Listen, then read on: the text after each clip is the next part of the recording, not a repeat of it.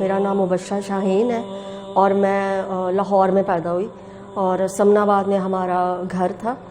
میرے والد صاحب انکم ٹیکس ایڈوائزر تھے اور میں نے تعلیم بھی لاہور میں ہی حاصل کی. سمنا آباد کالج سے میں نے BA کیا تھا اور اسکول بھی میرا سمنا آباد میں ہی تھا. میں پیدائشی قادیانی تھی. مطلب میرے دادا نے اور میرے نانا نے انہوں نے مرزا غلام احمد قادیانی کے ہاتھ پر بیعت کی تھی. تو اس کے بعد جو میرے والد صاحب ہیں اور میری والدہ وہ بھی پیدائشی قادیانی تھے. تو ان کی دونوں کی آپس میں شادی بھی ہو گئی اور میں پھر مطلب میرا پورا ددیال اور ننیال وہ پیدائشی قادیانی ہے. تو میں نے الحمدللہ 2003 میں جامعہ اشرفیہ جا کر تو میں نے مولانا صاحب کے ہاتھ پر بیعت کی اور الحمدللہ میں اسلام قبول کر لیا. جب میں نے خدا کے فضل سے اسلام قبول کر لیا تو میری فیملی جو ہے وہ اس معاملے میں بہت ہی کٹر قسم کی ہے کہ وہ برداشت نہیں کر سکتے تھے کہ میں مسلمان ہو جاؤں. تو اس وجہ سے میرے بھائیوں نے بھی کافی مجھے مارا پیٹا اور بہت کچھ کرتے رہے. ایون کہ گھر سے بھی چلے جانے کی انہوں نے دی دھمکیاں. لیکن بہرحال میں کہیں جا تو سکتی نہیں تھی لیکن اس کے باوجود میں نے اپنے گھر والوں کا ڈٹ کے مقابلہ کیا اور اسلام کو چھوڑنے کی میں نے کوئی بات نہیں کی, نہ میں کسی پریشر میں آئی. اور بہرحال پھر یہی ہے کہ میں گھر میں ہی رہی لیکن انہوں نے میرے ساتھ بول چال بند کر دی تھی. مجھے کسی بھی ایونٹ میں یا کسی بھی چیز میں وہ لوگ شامل نہیں کرتے تھے اور مطلب گھر میں ایسے ایک بے جان چیز کی طرح رکھا ہوا تھا. اور پھر میں نے ایک مسلمان بندے سے شادی کر لی, وہ بھی میری کامیاب نہیں ہو سکی.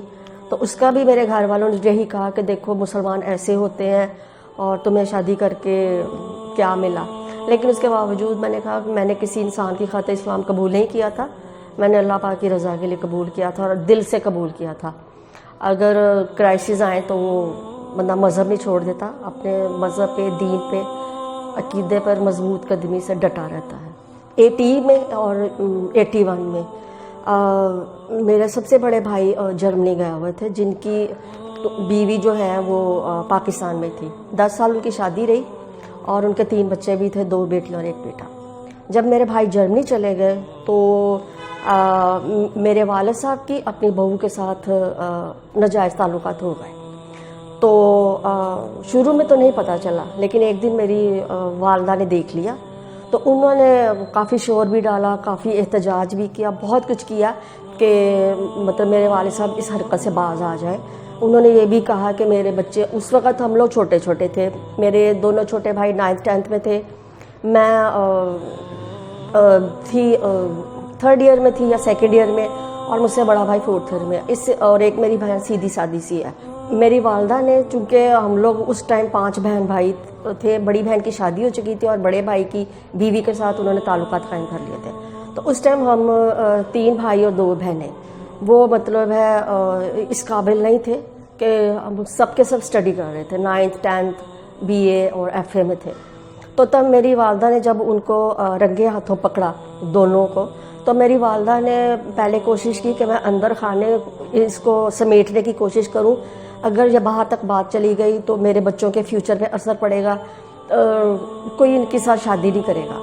اندر خانے میری والدہ نے بہت کوشش کی لیکن چونکہ میرے والد صاحب انکم ٹیکس ایڈوائزر تھے, دولت مند تھے اور جو قادیانی ہیں وہ تو کہتے ہیں کہ جن کے پاس پیسہ ان کو 7 خون بھی معاف ہے. وہ جو دنیا جہاں کا گند کر سکتے ہیں, بغیرتیاں کر سکتے ہیں, جو کچھ بھی وہ کر سکتے ہیں وہ ان کو الاؤ ہے. صرف اگر وہ پریشرائز کرتے ہیں تو غریبوں کو. جب میری ماں ان کو اندر خانے نہیں سمجھا سکی تو میری والدہ جو ہے وہ ڈائریکٹ مرزا طاہر احمد کے پاس گئیں. اس وقت وہ خلیفہ تھا. امی میری ان کے پاس ڈائریکٹ گئی تو جا کر میری والدہ نے ان سے کہا کہ میرے گھر میں یہ ایک عذاب آ گیا تو آپ ہماری مدد کریں, اب اس شخص کو جماعت سے نکالنے کی دھمکی دیں کیونکہ ان کی جماعت میں یہ قانون ہے کہ اگر وہ کسی کو جماعت سے باہر نکالے تو یہ ان کے لیے مرنے کا مقام ہے. نمبر 2, اگر ان کو یہ بھی کہا جاتا ہے کہ ہم اگر جو قادیانی جماعت کو چھوڑے گا اس کو مرتد کہتے ہیں. تو میری والدہ نے کہا کہ آپ ان کو اس طرح سے پریشرائز کر کے, تو ان دنوں صدر ضیاء الحق تھا 81 میں, تو اس نے مرزا طاہر احمد کو اریسٹ کرنے کا حکم دیا ہوتا وہ ان دنوں اپنی گرفتاری سے بچنے کے لیے بھاگ دوڑ کر رہا تھا، لہٰذا اس نے میری ماں کو سرسری انداز میں لیا کہ حالانکہ یہ ایک بہت بڑی بات تھی کہ ایک شخص سر عام زنا کر رہا ہے اور وہ اس کو بجائے اس کے ساتھ اس کے ساتھ سختی سے سلوک کرتے، اس کو تھریٹ کرتے، لیکن انہوں نے پوری جماعت نے میرے والد صاحب کو سپورٹ کیا۔ اس کے بعد میری جو والدہ ہے وہاں سے مایوس ہو کے آ گئی۔ اس کے بعد میری والدہ جو ہے وہ جماعت کے بڑے بڑے عہدیداروں کے پاس گئی، جن میں ایک بہت بڑا عہدیدار تھا قریشی محمود تھا، اور اس کے علاوہ بھی اور بہت سارے عہدیدار تھے جن کے اس ٹائم جو نام نہیں آ رہے۔ تو ان سب نے میری ماں کو بہت زیادہ ذلیل کیا، دھکے دیے اور انتہائی حقارت ہمیں سلوک کیا۔ تو میری والدہ نے کہا کہ اگر اس نے اب لوگوں نے اس کو یہ والا کام نہ چھڑوایا تو میں کچھ بھی کر سکتی ہوں۔ انہوں نے کہا اگر تم نے کوئی ایکشن لینے کی کوشش کی تو ہم تمہیں جماعت میں سے نکال دیں گے، اور اگر تم نے کوئی اور ایکشن لیا تو ہم تمہارے شوہر سے کہہ کے تمہیں تمہارے گھر سے بھی نکلوا دیں گے اور خرچہ بھی بند کروا دیں گے۔ اور کچھ عرصہ میرے والد نے ہمارا خرچہ بھی بند کر دیا۔ تو جب گھر میں فاقے آئے تو پھر میرے بھائی والد صاحب کے پاس گئے اور کہا کہ خرچہ وغیرہ تو دے، اور تو میرے والد صاحب نے یہ شرط رکھی کہ میں اس عورت کے ساتھ سر عام رہوں گا، مجھے کوئی تنگ نہ کرے اور نہ کوئی مجھے کوئی پریشان کرے۔ چونکہ اس وقت بھائی چھوٹے تھے، کمانے کے قابل نہیں تھے، تو میری والدہ جو ہے وہ جماعت نے ان کو پریشرائز کیا کہ آپ نہ تھانے جائیں گی، نہ کچہری جائیں گی، اور نہ ہی آپ اس بات کا اشتہار بنائیں گی کہ جی آپ کے میاں نے یہ کام کیا ہے، ورنہ کچھ بھی ہو سکتا ہے، وہ آپ کو گھر سے نکال دے گا۔ تو امی میری کہنے لگی میں 5 بچوں کو لے کے کہاں جاؤں گی، کیونکہ سارے رشتہ داروں نے، سارے محلے داروں نے، عزیزوں کارا مل سب نے ہم پہ دروازے بند کر دیے۔ تو میرے والد کو فل پروٹیکشن دی انہوں نے، جماعت نے بھی اور ہر بندے نے، ان کے دوستوں نے، میرے سارے رشتہ داروں نے۔ تو اس کے بعد وہ کھلم کھلا 14 سال تک اس عورت کے ساتھ رہے، جب تک کہ ان کی ڈیتھ نہیں ہوگی۔ 94 میں ان کی ڈیتھ ہوئی تھی انگلینڈ میں، انگلینڈ سے ہی ان کی ڈیڈ باڈی پاکستان آئی تھی۔ تو پوری جماعت نے ان کو پورا شیلٹر دیا، پوری سپورٹ دی، ان سے وہ چندے بھی لے، تو کہتے تھے کہ ہمیں چندے بہت دیتا ہے۔ ایکچولی بہشتی مقبرے میں دفن ہونا مرزائیوں کے بڑی اعزاز کی بات ہے، اور لیکن یہ صرف وہیں وہ دفن ہو سکتا ہے جن کے پاس پیسہ ہو، کیونکہ وہ لوگ کہتے ہیں جائیداد کا 1/8 حصہ، پھر جو ان کے جو زیورات ہوتے ہیں ان پہ پیسہ لگتا ہے، پھر ماہانہ چندے، پھر سالانہ چندے، اور ایک موٹی سی فائل جس کو وصیت کہتے ہیں وہ کمپلیٹ کروانی پڑتی ہے، اور اتنے زیادہ چندے لیے جاتے ہیں کہ وہ لاکھوں کی مد میں چلے جاتے ہیں۔ اور جب وہ میرے والد صاحب نے اور میری والدہ دونوں نے وصیت کروائی تھی، تو جب 94 میں میرے والد صاحب کی ڈیتھ ہوئی تو وہ ان کو ربوہ لے گئے، ربوہ میں لے گئے۔ تو یہ جو ان کے کارکن ہیں وہ غنڈہ گردی اور بدماشی دکھاتے ہیں، اور اس ٹائم بلیک میلنگ بھی کرتے ہیں۔ تو جب کہ میرے والد صاحب کی وصیت کمپلیٹ تھی، انہوں نے کہا جی 500 روپیہ کم ہے، جنازہ تمہارا رول جائے، سڑ جائے، ہم نے جب تک آپ لوگ پیسہ پورا نہیں دو گے ہم نے ان کو دفن ہونے کی اجازت نہیں دینی۔ میرے بھائی لڑ پڑے، انہوں نے کہا ان کی تو وصیت کمپلیٹ ہے، لیکن میرے والد صاحب کے دوست نے کہا کہ جو مانگ رہے ہیں ان کو دے دیں، ورنہ تمہارا جو ہے نا باپ کا مردہ وہ رول جائے گا۔ کیونکہ مرزائیوں میں ایک یہ بھی ہے کہ وہ مردہ چاہے رول جائے، سڑ جائے، اس کا بیڑا غرق ہو جائے، جب تک آپ پیسے کمپلیٹ نہیں کرو گے وہ نہیں دفن ہونے دیتے۔ میرے بھائیوں نے اس ٹائم تو ہر بندہ ہی اس ٹائم پریشان ہوتا ہے کہ اس کا جو ہے جو فوت ہو گیا اس کی فٹافٹ تدفین ہو جائے۔ میرے بھائیوں نے فوراً 500 روپیہ دیا اور پھر ان کی تدفین ہوئی۔ 2010 میں میری والدہ کی ڈیتھ ہوئی، میری والدہ کی بھی وصیت کمپلیٹ تھی، لیکن انہوں نے پھر رولا ڈالا کیونکہ یہ لوگ دیہڑیاں بناتے ہیں، تو انہوں نے کہا جی 250 روپیہ کام ہے۔ وہ بھی میرے بھائی نے فٹافٹ 250 روپیہ دیا کہ وہ پچھلی دفعہ کی طرح نہ ایسا ہو جائے، کیونکہ وہ تو ماہر ہے مردہ رولنے میں کہ وہ کچھ بھی ہو جائے۔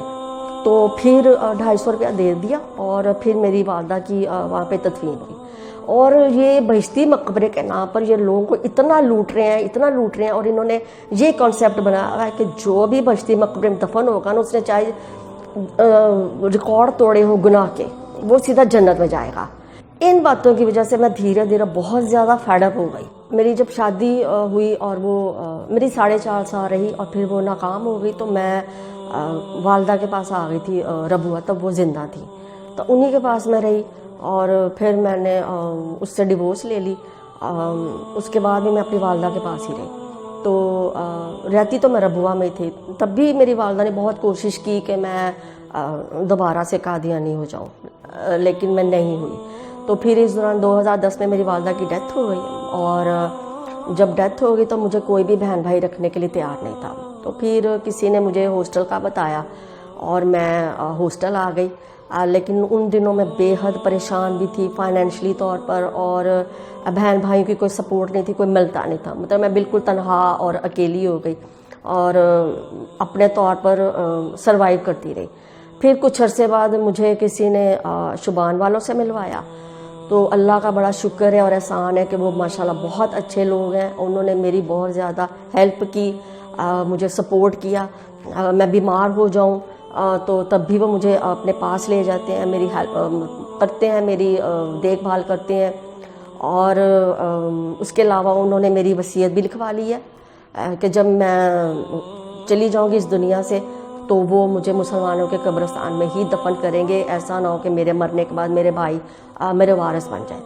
تو اب میرا اپنے بھائی بہنوں سے کوئی تعلق واسطہ نہیں ہے، نہ وہ مجھے ہیلپ کرتے ہیں، بلکہ ابھی بھی ان کی یہی خواہش ہے کہ میں واپس آ جاؤں، مگر میں نہیں جا رہی۔ اور اب ایک ہاسٹل میں گزر بسر کر رہی ہوں، اور یہ شبان والوں کا میں جتنا بھی شکریہ ادا کروں کم ہے۔ اب میری زندگی کا یہی مقصد ہے کہ میں قادیانیوں کو کفر اور شرک کے اندھیروں سے نکال کر اسلام کی روشنی میں ان کو لے آؤں۔